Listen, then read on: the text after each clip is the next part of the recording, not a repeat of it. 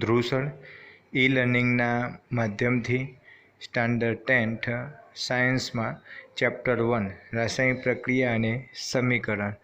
તો આપણે આ ચેપ્ટરની અંદર જે એક્ઝામમાં બોર્ડમાં જે પૂછાય છે એ રીતના ક્વેશ્ચન સ્વરૂપે આપણે ડીપમાં દરેક ટૉપિકને સમજીશું અને દરેક ટૉપિકને આપણે ક્વેશ્ચન સ્વરૂપે જ જોઈશું, જેથી કરીને પ્રિપરેશન કરવામાં આપણને સારું પડે.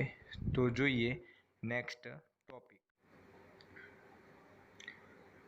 ટોટલ જે આપણા ગુણભાજ્યા ચેપ્ટરનું છે તે 4 ગુણ એટલે કે 4 માર્ક્સનો છે. 1 માર્ક્સનો આપણે એક ક્વેશ્ચન આપણો છે, 2 માર્ક્સમાં એક પણ ક્વેશ્ચન નથી, 3 માર્ક્સમાં એક ક્વેશ્ચન છે અને 4 માર્ક્સનો કોઈ ક્વેશ્ચન નથી, જેથી કરીને આપણને પ્રિપરેશન કરવામાં થોડી સમજણ પડે. તો નેક્સ્ટ આપણે જોઈએ છે ફર્સ્ટ ક્વેશ્ચન આપણો, રોજિંદા જીવનમાં જોવા મળતી રાસાયણિક પ્રક્રિયા જણાવો. તો આપણે સવારથી લઈને સાંજ સુધી આપણા રૂટિન કાર્યમાં ક્યાંક ના ક્યાંક આપણે રાસાયણિક પ્રક્રિયાનો ઉપયોગ કરીએ જ છીએ, જાણતા કે અજાણતા. સવારે ઉઠીએ આપણે ટૂથબ્રશનો ઉપયોગ કરીએ છીએ, આપણે કોઈ નાસ્તો ચા નાસ્તો દરેક પ્રક્રિયાની અંદર આપણે રાસાયણિક પ્રક્રિયાનો આપણે ઉપયોગ કરતા જ હોઈએ છીએ. તો એના જે જનરલ જે પોઈન્ટ છે તે આપણે સમજીએ કે ઉનાળામાં ઓરડાના તાપમાને મૂકેલ દૂધ જલ્દી બગડી જાય છે. ઉનાળા દરમિયાન ગરમી વધારે હોય તો દૂધ ફાટી જાય છે, બગડી જાય છે. તે એક રાસાયણિક પ્રક્રિયા છે. તવા, તપેલી, ખીલા જેવી લોખંડની વસ્તુને હવામાં ખુલ્લી મૂકતા કાટ લાગી જાય છે, એ પણ રાસાયણિક પ્રક્રિયા છે. દ્રાક્ષનું આથવણ, આપણે જે આથવણની પ્રક્રિયા જે કરતા હોઈએ છીએ, ઇડલી બનાવીએ, ખીરું બનાવવાની જે પણ પ્રક્રિયા છે એ એક રાસાયણિક પ્રક્રિયા જ છે. ખોરાકનું રંધાવું રાસાયણિક પ્રક્રિયા છે. શરીરમાં ખોરાકનું પાચન થવું, શ્વાસોશ્વાસ દરમિયાન થતી ક્રિયા, શ્વાસોશ્વાસની દરમિયાન આપણે જે ઓક્સિજન લઈએ છીએ અને કાર્બન ડાયોક્સાઇડ ઉચ્છ્વાસ માટે બહાર કાઢીએ છીએ, એ પણ એક રાસાયણિક પ્રક્રિયા છે. ઓકે, તો રોજિંદા જીવનમાં આપણે જનરલી આટલા રૂટિન લાઈફમાં આપણે આટલા જોતા હોઈએ છીએ. આના સિવાયની ઘણી બધી પ્રક્રિયાઓ આપણે રૂટિન લાઈફમાં જોડાયેલી હોય છે. રાસાયણિક પ્રક્રિયા દરમિયાન કેવા ફેરફારો થઈ શકે, આપણને કેવી રીતના ખબર પડે કે આ પ્રક્રિયા રાસાયણિક પ્રક્રિયા છે. તો પહેલાં તો પદાર્થની ભૌતિક અવસ્થા બદલાય તો એને રાસાયણિક પ્રક્રિયા ગણી શકાય. ભૌતિક અવસ્થા બદલાય એટલે એનો મતલબ શું? આપણે દાખલા તરીકે બરફનું કોઈ ચોસલું હોય તો એને થોડું બહાર મૂકીએ તો એ બરફનું પીગળીને ક્યાં જશે? પાણીમાં, એટલે કે પ્રવાહીમાં કન્વર્ટ થાય. પ્રવાહીને તમે ગરમ કરો, 100°C ટેમ્પરેચર આપો તો એનું કન્વર્ટ શેમાં થઈ જાય? વાયુમાં. તો આ પ્રક્રિયા કેવી કહેવાશે? ભૌતિક પ્રક્રિયા કહેવાય. પદાર્થમાં પરિવર્તન જોવા મળે છે. પ્રક્રિયા દરમિયાન અમુક વાયુ ઉત્પન્ન થતા હોય છે. આપણે કોઈ મેગ્નેશિયમ પાતળી પટ્ટી હોય અને તમે સળગાવો તો એમાંથી આપણને હાઇડ્રોજન વાયુ મુક્ત થાય, એટલે કોઈ પણ વાયુ મુક્ત થતો હોય છે. પ્રક્રિયા દરમિયાન તાપમાનમાં ફેરફાર થતો હોય, કોઈ પ્રક્રિયા સૌથી વધુ ગરમ થાય, એનું ટેમ્પરેચર જે છે વધતું હોય છે, એ પણ રાસાયણિક પ્રક્રિયા છે. તો આપણે એનો એક ક્વેશ્ચન, આપણે જે મતલબ પ્રવૃત્તિ એક્ટિવિટી જે ટેક્સ્ટબુકમાં છે તે આપણે સમજીએ કે મેગ્નેશિયમ ધાતુ વધુ ક્રિયાશીલ હોવાથી તેની પટ્ટી લઈ ઓક્સિજનની હાજરીમાં ગરમ કરતાં ઝઘાડા મારતી સફેદ પ્રકાશથી સળગે છે, જેથી આંખો અંજાઈ જાય છે. મેગ્નેશિયમ ધાતુની પટ્ટી સળગ્યા પછી છેવટે મેગ્નેશિયમ ઓક્સાઇડની સફેદ આપણને રાખ મળે છે. તો આ જે પ્રક્રિયા છે તો એનું જે ઇક્વેશન જે આપણને આપેલી છે Mg+O2 MgO. રાસાયણિક પ્રક્રિયા જ્યારે પણ આપણે યાદ રાખીએ, કારણ કે ઘણી બધી આપણા સાયન્સમાં બહુ બધી રાસાયણિક પ્રક્રિયાઓ યાદ રાખવાની આવશે. ઘણા વિદ્યાર્થી મિત્રના ક્વેશ્ચનો હોય છે કે સર રાસાયણિક પ્રક્રિયાઓ યાદ રહેતી નથી તો એનું શું કરવાનું? ઘણા વિદ્યાર્થીઓની એવી ટેવ હોય છે જે બેલેન્સ સાથે રાસાયણિક પ્રક્રિયાઓ યાદ રાખે છે તે ક્યારેય યાદ નહીં રહે. આપણે હંમેશા જે પ્રક્રિયા, દાખલા તરીકે મેગ્નેશિયમ છે તો મેગ્નેશિયમની સંજ્ઞા Mg છે, એને આપણે ગરમ કર્યું છે ઓક્સિજનની હાજરીમાં એટલે O2 આવશે.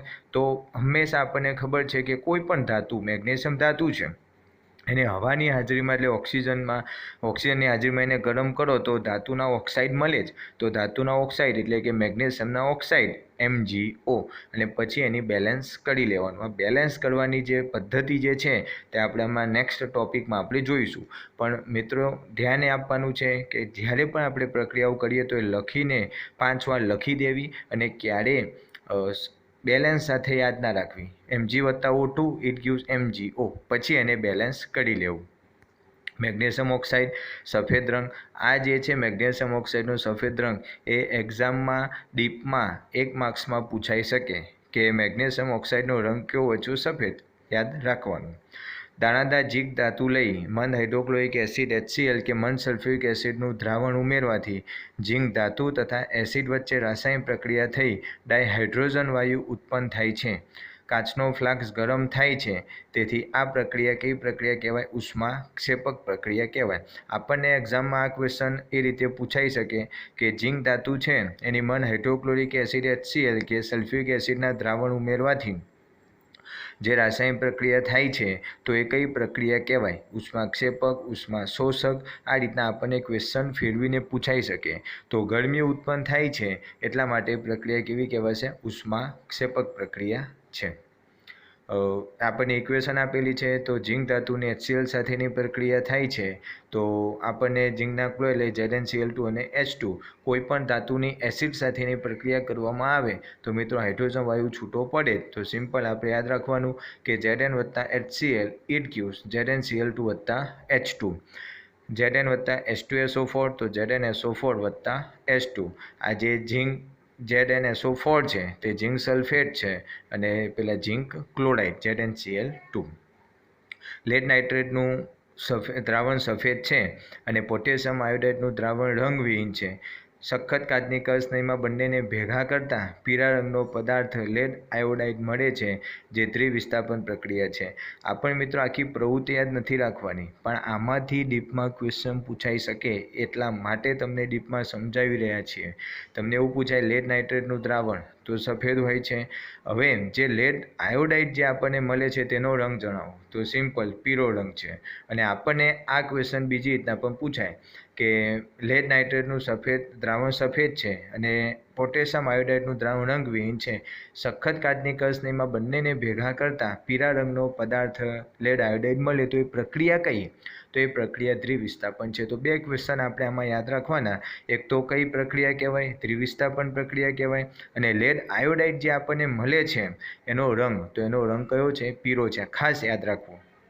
તો અહીંયા PbNO3 બરાબર, અને જે લેડ નાઇટ્રેટ છે અને પોટેશિયમ આયોડાઇડ એટલે પ્લસ Ki, તો એનાથી જે પ્રક્રિયા થઈને આપણને જે નિપજ મળશે તે PbI2 plus KNO3. Okay. Next આપણે જે જોઈએ છે મેગ્નેશિયમ ધાતુ પટ્ટીને સળગાવતા પહેલાં કાચ પેપર વડે શા માટે સાફ કરવામાં આવે? પ્રેક્ટિકલ ક્વેશ્ચન પૂછાવાની પૂરેપૂરી સંભાવના છે. આપણને એક્ઝામની અંદર આ એક્ઝામ જ્યારે આ બોર્ડની એક્ઝામ ગઈ એમાં તમે જોયું હોય તો સાયન્સની અંદર જેટલા પણ ક્વેશ્ચન પૂછાયા હતા બધા પ્રેક્ટિકલ બેઝ હતા.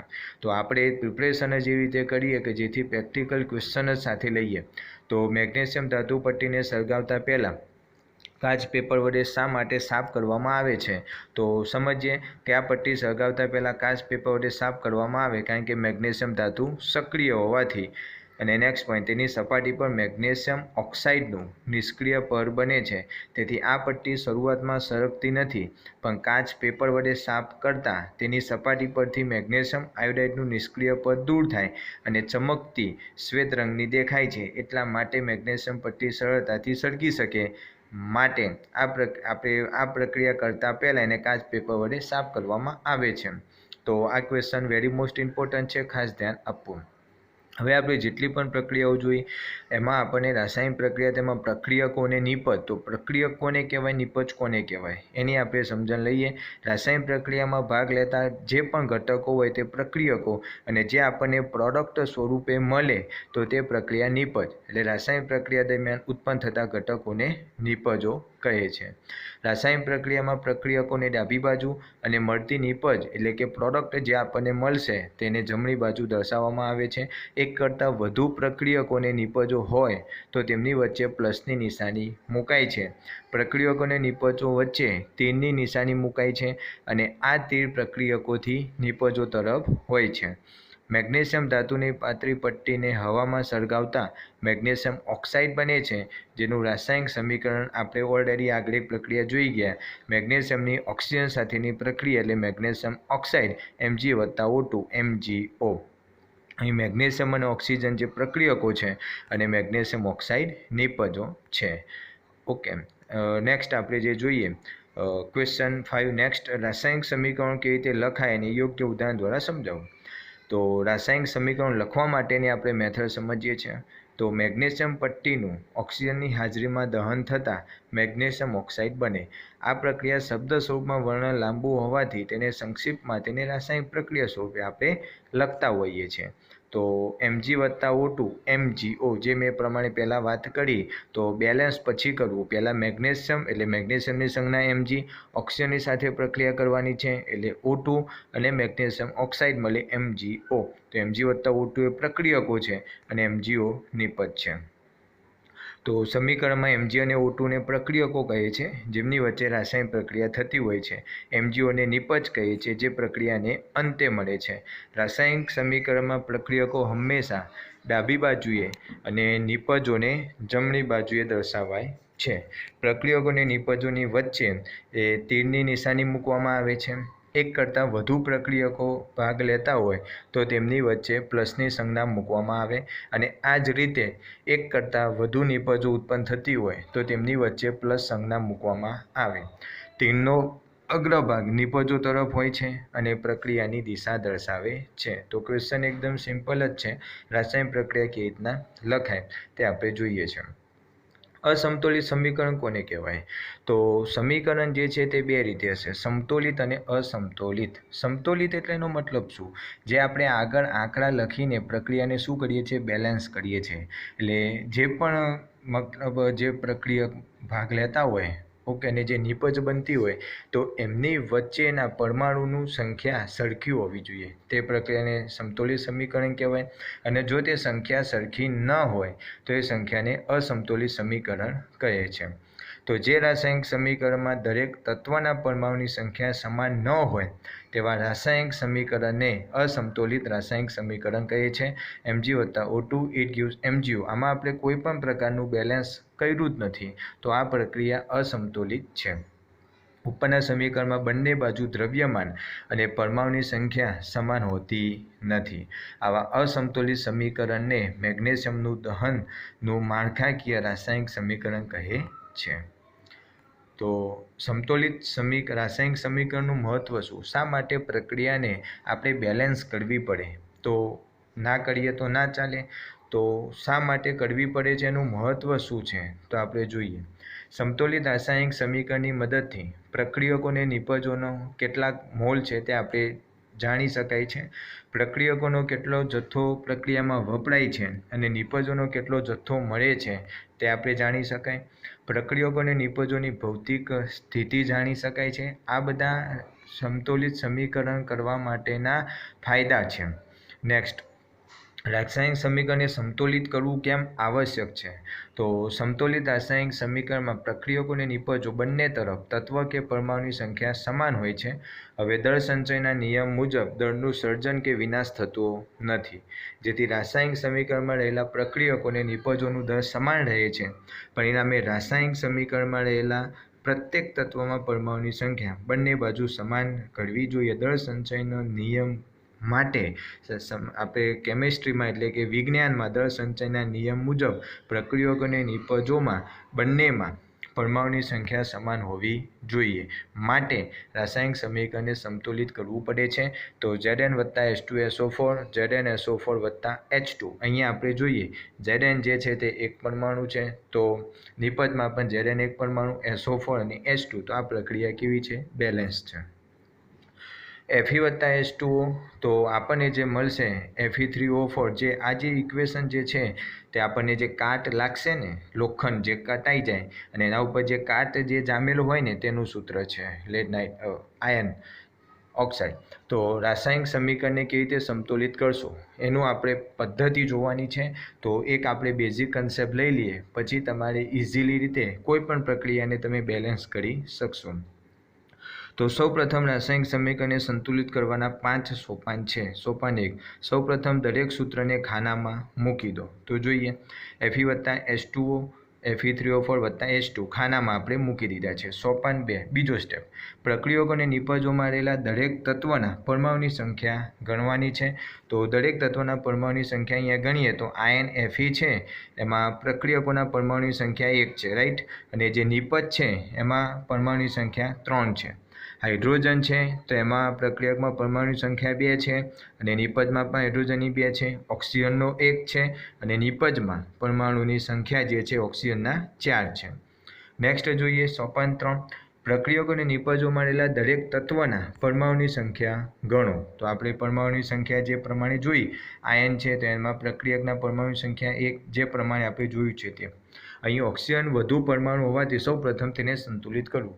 તો જેમાં પરમાણુની સંખ્યા વધુ હોય તેને સૌપ્રથમ સંતુલિત કરવું. તો અહીંયા આપણે લખ્યું કે જે ખાનામાં જે આપણે સંજ્ઞાઓ મૂકેલી તેમાં ઓક્સિજનની આગળ આપણે 4 મૂક્યા છે, એટલે કે Fe વત્તા 4H2O ઇટ gives Fe3O4 વત્તા H2. હવે બાકીના બધા જ પરમાણુને સમતુલિત કરો તો બેલેન્સ આપણે કરીએ, આયના 3 છે તો 3Fe વત્તા 4H2O Fe3O4 વત્તા 4H2. ઓકે, તો જોઈએ અહીંયા હાઇડ્રોજનના જે છે પ્રક્રિયકમાં 4 દુ 8 છે તો નિપજમાં પણ 4 દુ 8 કરવા પડે. અંતમાં સમતોલિત સમીકરણ ખડાઈ કરવા માટે આપણે સમીકરણના બંને તરફ રહેલા દરેક તત્વના પરમાણુની આપણે ગણતરી કરીએ. તો 3Fe વત્તા 4H2O it gives Fe3O4 plus 4H2.